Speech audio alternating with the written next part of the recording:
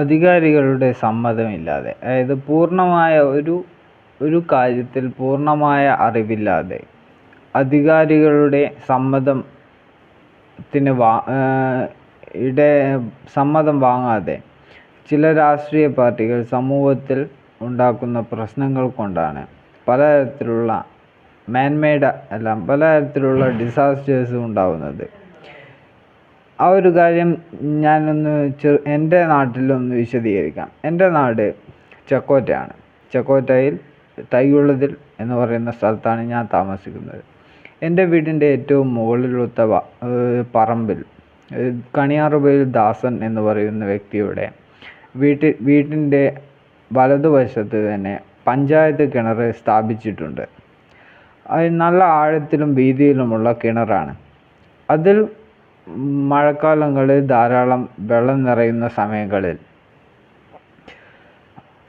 അതിൽ നിന്ന് ആ ഒരു കിണർ നിൽക്കുന്ന ഭാഗത്തെ മണ്ണിൽ ധാരാളം ജലം ഊർന്ന് പോവാൻ ഇടയാകുന്നുണ്ട്.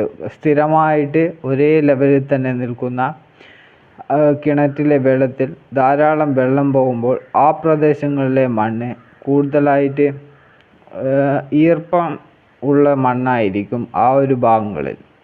അപ്പോൾ ലാൻഡ് സ്കിഡിങ് ഉണ്ടാവാനുള്ള ഒരു സാധ്യത അവിടെയുണ്ട്. അപ്പോൾ എൻ്റെ വീടിൻ്റെ ഒരു ഭാഗം, അല്ലെങ്കിൽ എൻ്റെ വീടിൻ്റെ പറമ്പിൻ്റെ ഒരു ഭാഗമൊക്കെ മുകളിലത്തെ പറമ്പുകളിലുള്ള വീടുകളിൽ നിന്നും മണ്ണ് അനായാസം എത്തിച്ചേരാൻ ഇടയാകുന്നുണ്ട്.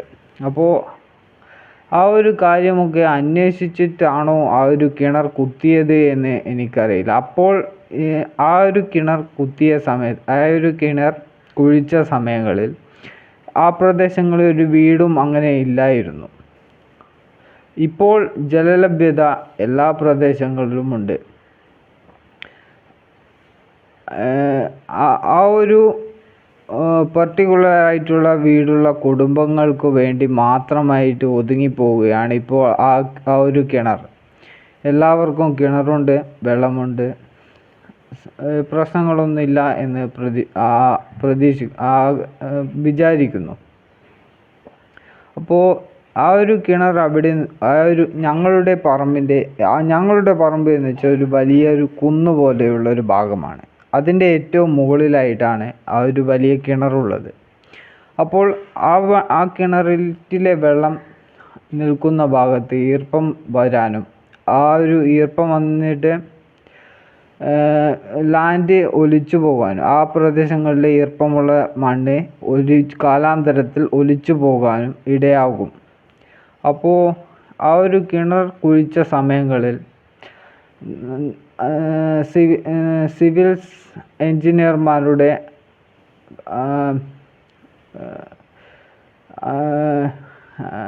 നിർദ്ദേശപ്രകാരമാണോ ഇപ്പോൾ ആ ഒരു കിണർ ഉള്ളത് എന്നും അതായത് ഇപ്പോൾ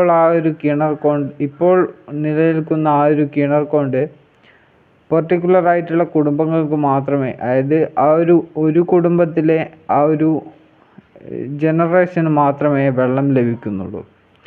മറ്റാരും ആ ഒരു കിണറിനെ ആശ്രയിച്ച് ജീവിക്കുന്നവരല്ല. എല്ലാവർക്കും ഇപ്പോൾ കിണറുണ്ട്. ഇപ്പോൾ എല്ലാവിധ സൗകര്യങ്ങളും എല്ലാ കുടുംബങ്ങൾക്കും ഉണ്ട്. അപ്പോൾ ആ ഒരു കിണർ നിൽക്കുന്നതുകൊണ്ട് ഇപ്പോൾ വയനാട്ടിൽ നടന്ന ഒരു അപകടം പോലെ ഇപ്പോൾ ചക്കോറ്റ എന്ന് പറയുന്ന ഈ ഒരു വളയത്തിൽ തന്നെ ഇങ്ങനെ ഒരു അപകടം ഉണ്ടാകുമോ എന്ന് ഒന്ന് പരിശോധിക്കേണ്ടതായിട്ടുണ്ട് എന്നാണ് എനിക്ക് തോന്നുന്നത്. പിന്നെ ഇങ്ങനെയുള്ള ഒരുപാട് സ്ഥലങ്ങളിൽ ഇതേപോലെ കിണറുകളുണ്ട്. വണ്ണാർകണ്ടി ഒരു എലിക്കുന്നുമ്മൽ എന്ന് പറയുന്ന ഭാഗത്തും ഇതേപോലെ ഒരു വലിയൊരു പഞ്ചായത്ത് കിണർ കണ്ടിട്ടുണ്ട്. അതേപോലെ പല സ്ഥലങ്ങളിലും ഉണ്ടാവാം. അതൊക്കെ ആ ഒരു കിണറിൻ്റെ താഴ്ഭാഗങ്ങളിൽ താമസിക്കുന്ന വീട്ടുകാർക്ക് വലിയ പ്രശ്നങ്ങൾ സൃഷ്ടിക്കാനും ജീവഹാനി സംഭവിക്കാനും ഇടയുണ്ട്. അപ്പോൾ ഒരു കുന്നിൻ്റെ ഏറ്റവും മുകളിലുള്ള ഭാഗങ്ങളിലൊക്കെ വലിയ കിണറുകളുണ്ട് എങ്കിൽ അതിൻ്റെ താഴെയുള്ള താഴെ താമസിക്കുന്ന എല്ലാ വീടുകാരെയും ഒഴിപ്പിക്കേണ്ടതായിട്ടുണ്ട്. അല്ലെങ്കിൽ വലിയ പ്രശ്നമാണ് ഉണ്ടാകുന്നത്, വലിയ ഗുരുതരമായ പ്രശ്നമാണ് ഉണ്ടാകുന്നത്. വയനാട്ടിൽ സംഭവിച്ചതുപോലെ ഇവിടെയും സംഭവിക്കാം. അങ്ങനെ സംഭവിക്കാതിരിക്കാൻ വേണ്ടി ഇത്തരം കിണറുകൾ മണ്ണിട്ട് മൂടണം, അല്ലെങ്കിൽ ഇത് മൂടേണ്ട കിണറുകളാണ് എന്ന് പ്രഖ്യാപിക്കേണ്ടത് അനിവാര്യമാണ്. അപ്പോൾ ഇത്രമാത്രം പറഞ്ഞുകൊണ്ട് ഞാൻ നിർത്തുന്നു.